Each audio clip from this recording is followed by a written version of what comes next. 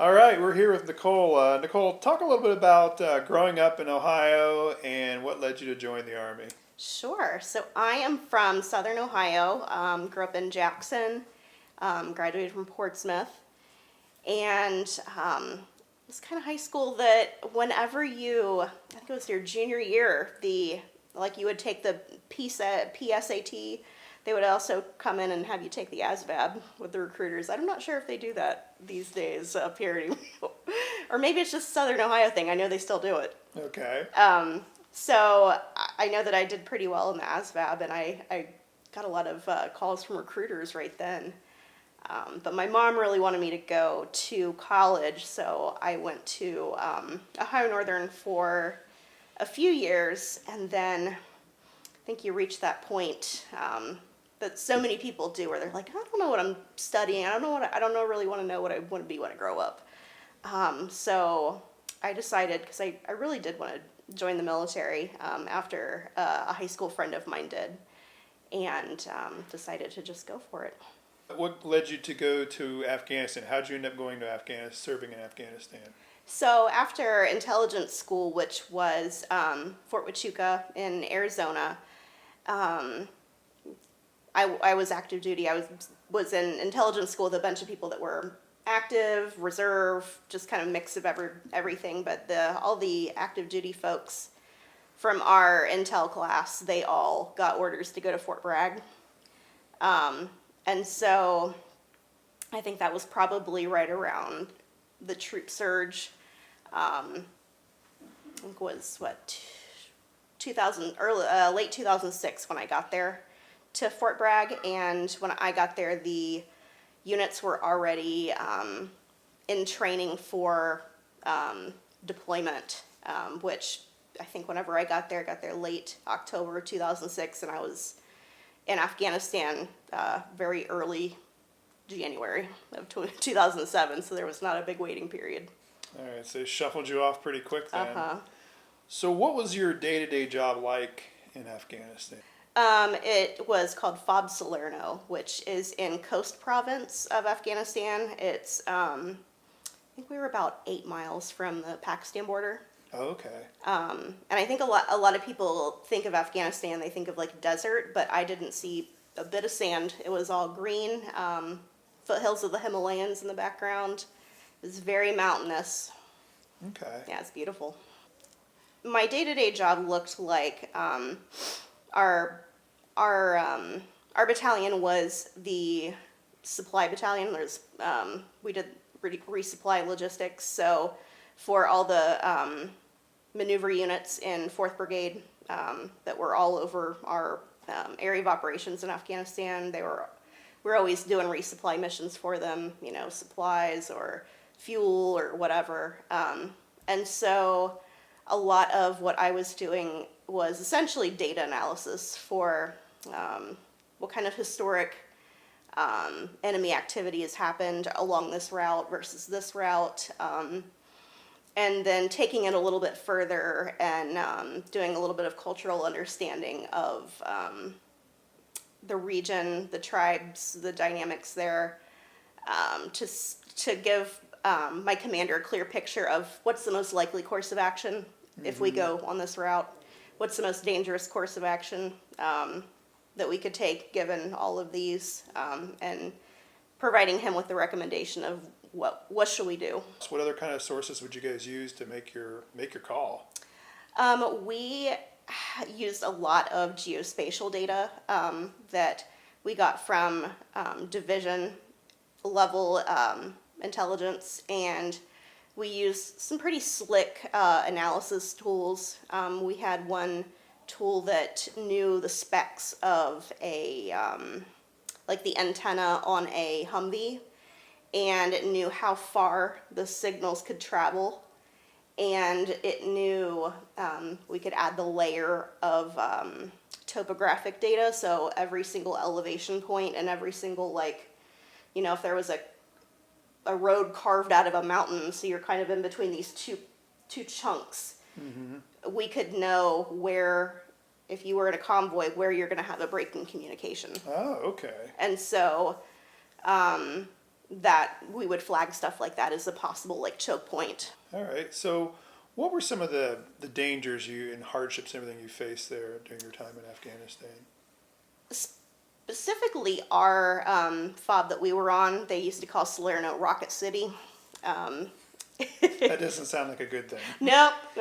And I think that it was just they knew they couldn't outmaneuver us. You know, we have obviously more troops and more equipment and all of that, so they really would do things like disrupt supply chain type stuff, try to ambush a convoy while it's moving, which is why the threat analysis was super important, because we knew that they would, it was not uncommon to have a convoy completely ambushed, burned, Wow. supplies stolen. But the other thing is the indirect fire. We would get mortared, I'd say, at least once a week. Okay, so it was on a weekly basis you faced Oh, yeah. it. Not so much in the wintertime. In the wintertime, things kind of died down because the wintertime is also the rainy season. Okay. There aren't a whole lot of improved roads there, so it's just sort of like everything just slows down. Huh. But yeah, it had some periods where it was nearly every night, and other periods where it was kind of a lull, but it was pretty constant. So, what was the first shelling like? Your first time when you were on base, and It was my first day there.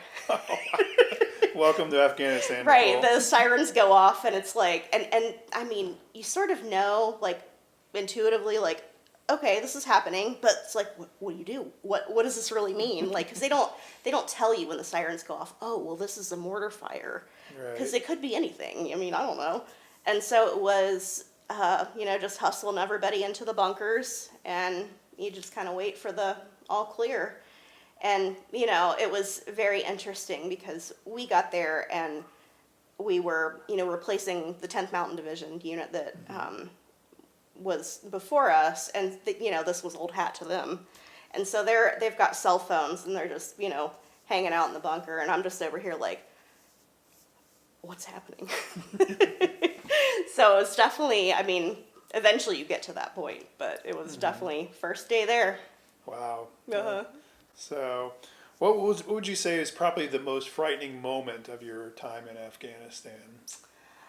I would say we got mortared during dinner one night, and it was right after we used to have this was before we had our brick and mortar DFAC or chow hall, but before that we had one that was a tent. So if the sirens went off and you weren't in a brick and mortar building, you had to go into the bunker. So that meant if you were eating dinner, it was time to go to the bunker. So we grabbed our trays and going out to the bunker, but it was dinner time, so the bunkers were full. And so we had to hustle to find one that was not full. And a battle buddy of mine from Intel school, she and I were like looking, and we kept trying to find a place, and we finally got to one that was very close to the front of the flight line, and that was where the point of impact actually was. Ooh. It was probably, I would say 50 feet from us. Really? Yes, it was right at the edge of the flight line, and they continued to kind of mortar that same point, and like it's so different to hear it right there versus like from inside a building Right, or whatever. yeah. And so it was one of those ones that kind of kept going. And to kind of compound it, there were some civilian contracted workers that were, I think they were working at the PX that we had, so they were, not at all used to this kind of thing. And they were like crying and like freaking out, and it was one of those like very surreal moments. And there were times I think when we'd be out doing PT, and they kind of got used to our schedule, the enemy did, and so they knew like, they were running out at this time, and you'd hear something go by that was like, and you're like, oh boy, it's coming. Now, does it sound like in the movies? Yes. It does? So they They- do a good job on that? That's the one thing that they do well when they replicate military stuff is the sounds are good. The incoming is an Incoming. accurate incoming sound. Yes. Okay. Always kind of wondered that. Yes.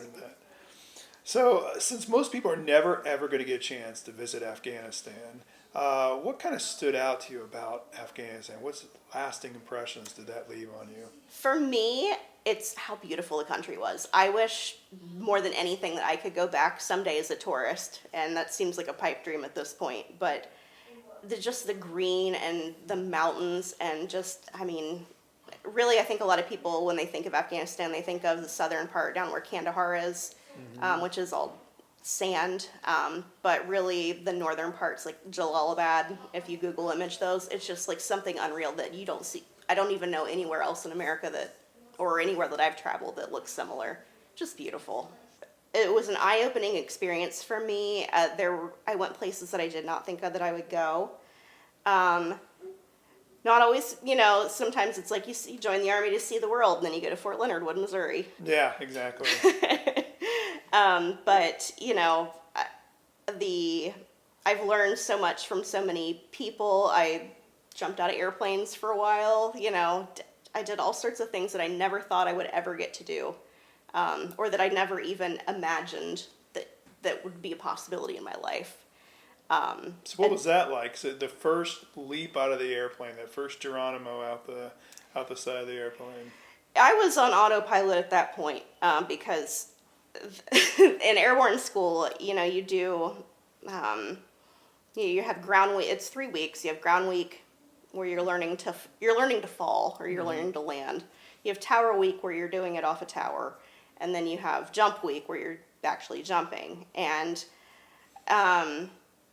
if you're not the first one out of the bird, you kind of get a point of view where you see how it goes. Mm-hmm. And the jump master was very like, don't hesitate, because I don't know if you've ever seen some of the jump videos where it's one right after the other. Right, the string, yeah. And they do that because you have to be spaced evenly, or else you'll if you get them too clustered together, you can steal each other's air and make the parachute collapse, and it can cause all sorts of issues. But I watched a guy kind of hesitate a little bit, and jump master pushed him right on out. I was like, oh, I'm just going to go. So you never hesitated? You never, Yep, sure didn't. Didn't need that foot in the middle of your back or anything? Nope. Did you ever have any incidents coming down where you had to deploy the backup chute, or somebody stole your air or anything? I did have one where somebody stole my air and ended up with a sprained ankle, and it was because the kid that jumped right after me, he panicked. It was his first jump post jump school, and he pulled his reserve nearly the second he was out of the bird. Oh wow! I don't know, because you don't have to pull one. It deploys for you, and the reserve is for if you wait a little bit and things are not opening up the way they should. And he pulled it right away, so he was nearly on top of me, and it was like he was there, and then he made my parachute collapse, and we sort of did this back and forth. Oh my gosh! All the way down. He ended up in a tree, and I ended up landing on the ball of my foot. Oh my gosh! With all the weight on there. I didn't break anything, but I was in a boot for a little bit. So about how much faster were you descending than you should have been? I would say probably 40% faster than I should have been. It was unreal. So were you thinking, okay, this is it, this kid killed me, or... Well, I had the advantage that I hadn't pulled my reserve yet, and I was like, I'm not going to pull it yet. If I start to see the ground if I can start to see details in the ground, all right, I'm going to pull it. I knew I was going to be all right, most likely, because I had the reserve. I didn't know about him though. Oh, okay. So when you look back at your time in the Army, Nicole, what is the most positive thing you think you gained from your service to our country? For me, I think the most positive thing is I learned a lot about good leadership. I served with I'd say two of the leaders, two of the officers that I served with, to this day, they're the measuring stick for my civilian bosses. Wow. They really set the standard. How do you think your service in Afghanistan and in the Army changed you as a person? I would say it's definitely it's reinforced many quirks for me. Like, I will never be late to anything. I am, if you're early, you're on time.